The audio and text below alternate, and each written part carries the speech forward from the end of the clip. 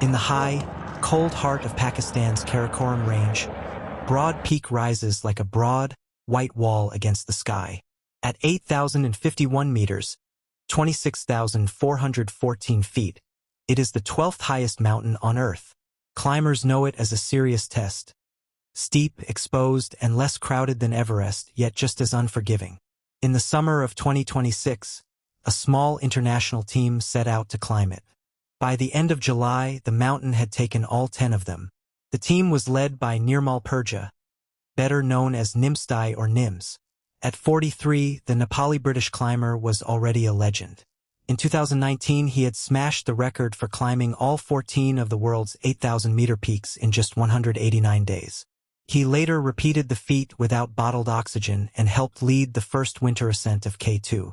In 2026, he was chasing new goals, becoming the first person to climb all 14 8,000 airs 3 times, and to do all 14 twice without supplemental oxygen. Broad Peak was part of that ambitious plan. With him were some of the strongest high-altitude workers in the world, experienced Nepali Sherpas and guides who had stood on many of the highest summits. Among them were Pir Bahadur Gurung, known as Yukta, an IFMG-certified guide.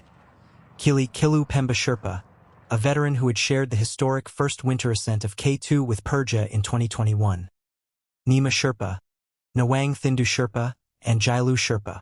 These men were the quiet backbone of modern Himalayan climbing, skilled, tough, and deeply respected. The rest of the group was international. Nadira Al-Harthi of Oman had already made history as the first Omani woman to summit Everest in 2019. She had also climbed K2 and Manaslu. Sohail Sikhi, a skilled Pakistani climber from Hunza, was guiding on his home mountains. Mallory Geis, 39, from San Antonio, Texas, was on her first 8,000-meter expedition. Wang Zhong from China completed the team of 10. They were not the only climbers on Broad Peak that season. Other expeditions were also present, but conditions had been difficult. Heavy snowfall, high winds, and unstable weather had already forced some teams to turn back or leave the mountain. Reports from earlier in July spoke of strong winds and elevated humidity that suggested fresh snow loading the slopes. Yet Purja's team pushed forward. They moved up the mountain, establishing camps and preparing for a summit push. On the morning of July 30, 2026, the 10 climbers were high on the mountain, between Camp 2 and Camp 3, at about 6,600 meters, 21,700 feet. It was around 9:30 a.m. local time. The sky and snow conditions that morning remain part of the story still being pieced together. But the mountain answered with sudden violence. A massive avalanche broke loose. In seconds, a wall of snow, ice, and debris roared down the west-facing slopes. The climbers were caught in the middle of it. Their satellite GPS trackers recorded the terrifying moment. A rapid, uncontrolled fall of several hundred meters. Some were carried nearly a vertical mile. Purja's tracker showed he fell roughly 800 meters, about 2,600 feet. Al-Harthi's signal indicated she was swept almost all the way toward the base of the mountain. The avalanche funneled them down the main gully, scattering the group across the lower slopes. At base camp and among nearby teams, the first sign of trouble was silence. The climbers stopped answering radios. Then the GPS data painted a grim picture. Signals that had been high on the mountain now clustered far lower, some near the level of base camp itself. Calls for help went out. An aerial rescue was requested, but weather and the remote location made immediate action difficult. The Alpine Club of Pakistan quickly coordinated the response. Pakistani Army helicopters joined the search on July 31st. Ground teams moved up from Camp 1. Drones flew over the debris field. Other expeditions on nearby K2, only a few miles away, abandoned their own summit attempts to help. The mountaineering community, tightly knit and used to shared risk, closed ranks. Hope flickered briefly. Some GPS devices appeared to show limited movement in the hours after the slide, raising the possibility that someone might still be alive. But experienced rescuers knew the terrain.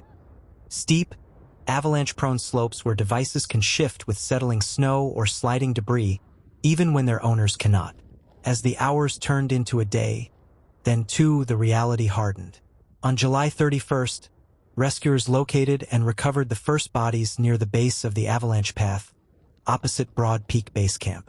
Among the first identified were Nadira al-Harthi, Pir Bahadur Gurung, Yukta, and Mallory Geis. Their recovery confirmed what many already feared. Over the following days, more bodies were found. Drones spotted additional climbers in the debris. By August 1st, Elite Exp, Purja's own company, issued a heartbreaking statement confirming that Nirmal, Nims Purja, and the remaining members of the expedition had all lost their lives.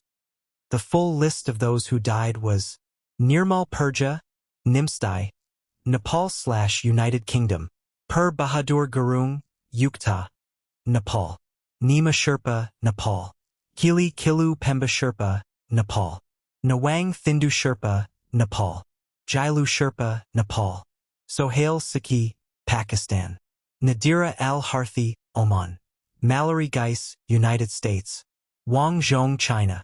10 people, 10 lives shaped by the mountains and ended by them in a single morning. News of the disaster spread quickly through the climbing world and beyond. Tributes poured in for Purja, whose larger-than-life achievements and larger-than-life personality had inspired thousands. Fellow climbers, military colleagues from his days in the British Gurkhas, and public figures expressed sorrow. Oman mourned al-Harthi, a national pioneer. In Texas, friends and family remembered Geis, who had gone to Broad Peak chasing a dream on her first major Himalayan expedition. In the valleys of Nepal and Hunza, families waited for the return of husbands, fathers, brothers, and sons who had made their living on the high peaks. The recovery work continued under difficult conditions. Weather closed in at times, forcing pauses. Helicopters and ground teams worked carefully through the avalanche debris. By early August, all 10 climbers had been accounted for. Their bodies were brought down from the mountain so they could be returned to their families. Broad Peak itself stood unchanged. Still broad, still white, still rising above Concordia where the great glaciers meet. The mountain does not celebrate or mourn. It simply is. Climbers know this. They accept the risk every time they step onto the fixed ropes and start upward. Most return. Some do not. This disaster was one of the deadliest single-day accidents on an 8,000-meter peak in recent years. It joined a long list of reminders that even the most experienced climbers, even those who have stood on the summits of every giant, remain subject to the mountain's sudden power. Avalanches do not care about records, experience, or nationality. Snow loaded by wind and recent storms can release with little warning, and when it does, survival often depends more on luck than skill.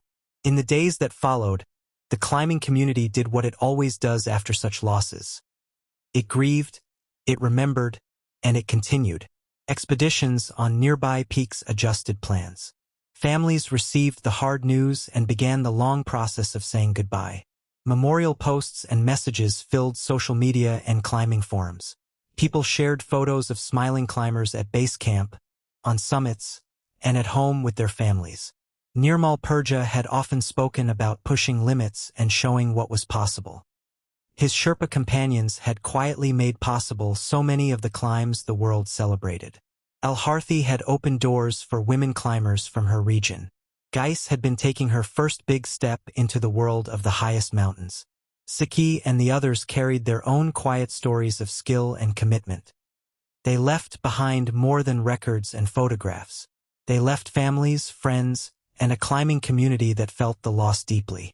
In the high camps and tea houses of the Karakoram and the Himalaya, their names will be spoken for years whenever climbers gather and talk about risk, ambition, and the thin line between triumph and tragedy. The avalanche of July 30th, 2026, on Broad Peak was over in minutes. Its consequences will last much longer. 10 climbers set out that morning aiming for the summit. None of them came home. The mountain remains, and the stories of those who tried to climb it continue.